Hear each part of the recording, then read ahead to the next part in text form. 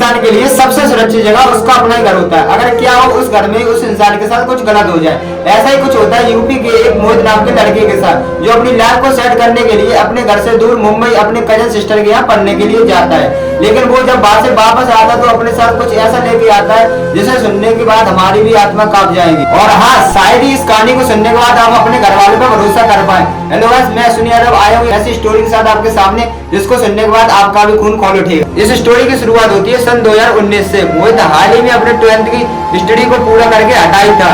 उसके रिजल्ट में आने का थोड़ा ही टाइम बचा था। उसने सोचा अपनी हायर स्टडी के लिए वो कहीं बाहर चले जाए, लेकिन वह अपने घर वालों से जब इस मामले में बात करता है तो पहले तो उसके घर वाले इसके लिए उसे मना करते हैं, लेकिन बाद में थोड़ी बहुत बातचीत होने के बाद उसके घर वाले मान जाते हैं। लेकिन इन सबके बीच एक सबसे बड़ी प्रॉब्लम आती है कि मोहित की एज कुछ ज्यादा नहीं थी, इसलिए उसके घर वाले उसे अकेला नहीं भेजना चाहते थे। लेकिन हाँ, इन सब के बीच में उसके पापा को याद आता कि उनके बड़े भाई की लड़की, जिसका नाम राधिका था, जो मुंबई में कुछ जॉब कर रही थी, वह बिना टाइम को बर्बाद करते हुए अपने बड़े भाई से कॉल लगाते हैं और इस मामले की पूरी बात अपने भाई को बताते हैं। लेकिन उधर से उनका आंसर भी पॉजिटिव आता है और उसके पापा बिना टाइम को बर्बाद करते हुए मोहित को सुबह ही ट्रेन से छोड़ाते हैं। वह मुंबई तो जा रहा था बहुत खुश होकर, लेकिन उसे खुद नहीं पता था जब वो वहां से वापस आएगा तो अपने साथ क्या लेके आएगा। उधर दूसरी तरफ उसकी राधिका सिस्टर जो रेलवे स्टेशन पर उसका इंतजार कर रही थी, उसके बाद उसकी कजन सिस्टर उसे ले जाती है अपने फ्लैट पर। तो उस फ्लैट को देखने के बाद बहुत खुश होता है और अब डिनर के टाइम अपनी सिस्टर से बोलता है कि एक दिन दीदी मैं भी इतना ही बड़ा घर लूंगा। लेकिन उसकी सिस्टर बोलती है मेरा खुद का घर नहीं है, मैं यहाँ रेंट पर रहती हूँ, मेरी आधी तनख्वाह तो इसके किराए में ही चली जाती है। उसकी अगली सुबह मोहित और उसकी सिस्टर जाती है मोहित के लिए उसी कॉलेज को ढूंढने के लिए। वह दो कॉलेज को देखते हैं, जैसे मोहित को तो वो दोनों ही कॉलेज पसंद आते हैं, लेकिन उनकी हाई फीस होने की वजह से मोहित की फैमिली उसे अफोर्ड नहीं कर पाती है। इस स्टोरी में एक ऐसा मोड़ आता है जिस वजह से आपने इस वीडियो पर क्लिक किया था। तो ये वो दिन है जनवरी 2020। यह दिन तो आपको याद ही होगा। इस दिन मोदी जी ने खुद आकर कहा था कि अपने घर में रहोगे तो सेफ रहोगे।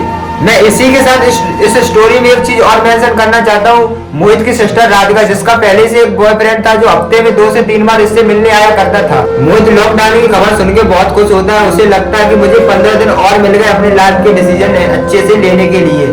लेकिन उसे क्या पता था कि यही 15 दिन उसके लिए नर्क बन जाएंगे। लॉकडाउन लगे लगभग एक हफ्ता बीत ही चुका था। मोहित की सिस्टर की अपने बॉयफ्रेंड से मिलने की तरफ बढ़ती जा रही थी। एक दिन मोहित बाहर बैठकर मूवी देख रहा था और उसकी सिस्टर अंदर अपने रूम में अपने बॉयफ्रेंड से बात कर रही थी। अपने बॉयफ्रेंड से मिलने की तरफ में वह मोहित के पास आती है और उसके साथ गलत काम करने लगती है। मोहित के 1000 बार रोकने के बाद भी वो उसकी एक नहीं सुनती और उसके साथ गलत काम करती है। मोहित उसके बाद बहुत ही डिप्रेशन में रहने लगता है। मोहित के 2 से 3 दिन डिप्रेशन में बीत जाने के बाद वो 3 से 4 दिनों के बाद वो अपने आप को अपने सिस्टर के साथ कंफर्टेबल फील करने लगता है। उसके बाद 5 से 6 दिन और बीत जाते हैं। उसकी सिस्टर की अपने बॉयफ्रेंड से मिलने की फिर तरफ बढ़ती है और वो अपने भाई के पास फिर से आती है। इस बार वो जबरदस्ती अपने भाई से सीधे ही सामने पूछ लेती है कि तुम मेरे साथ ऐसा करोगे, लेकिन उसका भाई उससे सीधा ही मना कर देता है। लेकिन फिर भी राधिका नहीं मानती और फिर से उसके साथ जबरदस्ती करती है। उसके बाद मोहित उसी रात पूरी रात अपने रूम में बैठकर रोता रहता है।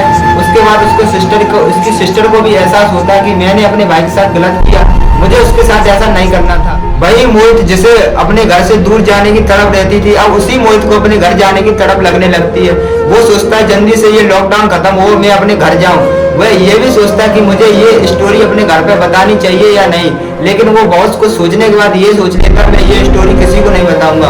उसके कुछ ही दिन बाद वो अपने घर आ जाता है ट्रेन से। उसके बाद ये बहुत दिन बीत जाते, तब ये बात अपने दोस्त को बताता। हुआ दोस्त हमारे YouTube चैनल से पहले जुड़ा था, फिर वो इस स्टोरी को मेरे पास ईमेल करता। उसके बाद मैं ये स्टोरी आपके सामने लेके आता हूँ। अगर आपको ये स्टोरी अच्छी लगी हो तो वीडियो को लाइक करें और चैनल को सब्सक्राइब करें और हाँ, इस वीडियो को ज्यादा से ज्यादा लोगों के पास शेयर करें।